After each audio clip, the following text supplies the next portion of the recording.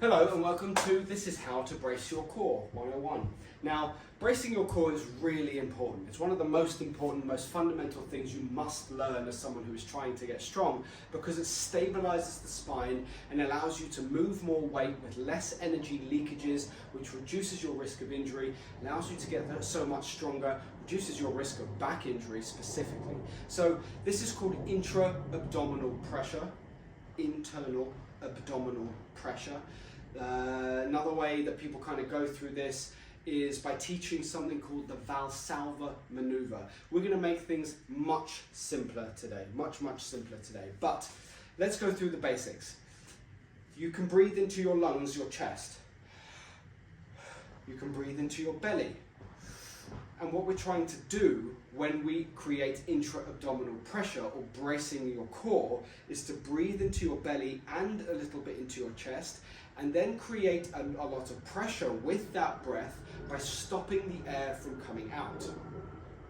It confuses a lot of people because for years they've been told to pull their belly button in towards their spine to create tension, when we're trying to do the opposite here. Something that's always really helped me with this is imagining a bicycle tire. When you pull your belly button into your spine, it's like emptying the bicycle tire, and that thing can't take much weight anymore. But when you fill air into your stomach, it's like pressurizing the bicycle tire, filling it up with a lot of air. Now it can take a ton of pressure without it distorting or deviating at all from its lovely, full, plump look. So what I want you to start getting used to doing is putting initially your hand on your belly button and trying to expand it away from you as you breathe in.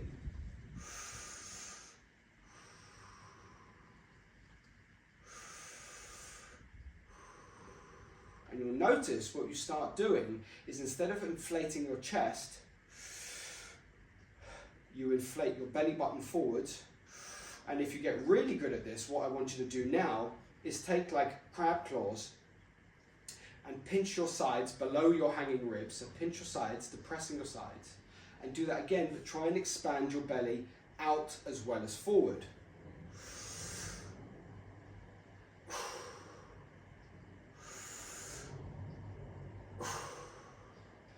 And you'll notice that there's a moment when you've filled up your belly where you can maintain that pressure. So now what I want you to do is do that same thing. Keep that pressure. You'll find that you can't squeeze your hands back through those crab claws while you talk, and just sip the air so that you maintain about 80% of that pressure, but you can still breathe and talk while keeping that tension in your trunk. Relax. Now, that's kind of the traditional way of teaching it, but I've got a much faster, much simpler, and in my opinion, a much more effective way of teaching this lesson. So what you're going to need here is a light kettlebell. I'm going to use 8 kilograms. You could get away with 6, 4, 2 kilos. You can't go too light. You need a weight that's heavy enough that it's going to kind of flatten your belly button down a little bit, but not so heavy that it's dangerous, obviously. So you're going to lie on your back with one leg bent, one foot flat on the floor, and the other leg long. You're going to take your kettlebell and put it on your belly button and let it push your belly button down towards your spine. Now what you're going to do is try and inflate your belly to lift the kettlebell.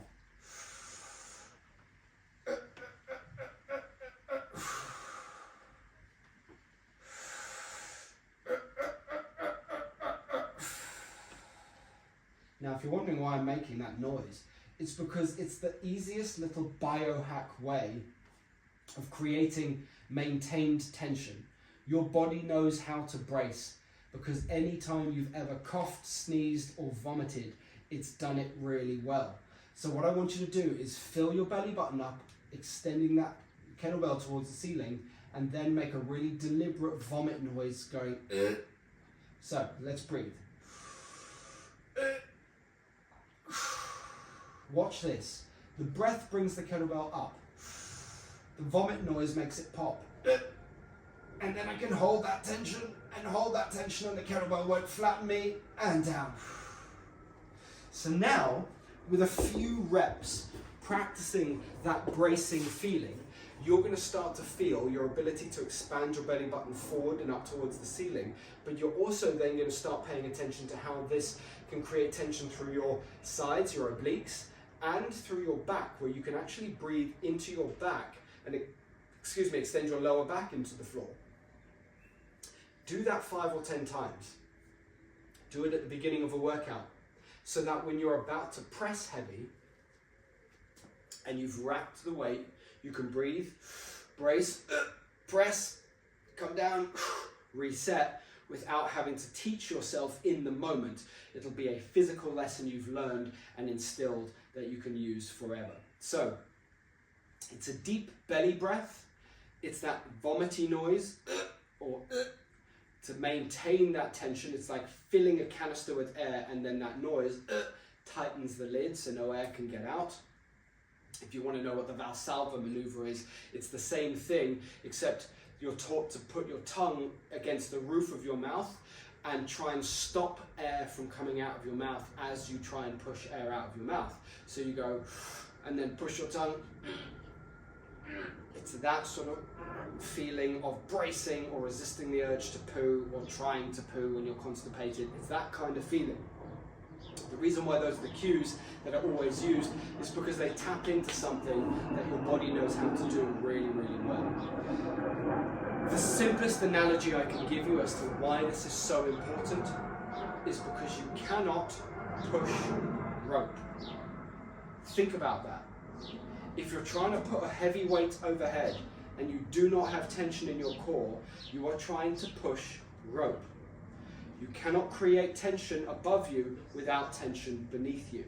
If you get tight here, you can press against something solid, and it's easy to push a plank of wood or a steel pylon. I mean, don't think about the weight of it, think about the tension in the center of it.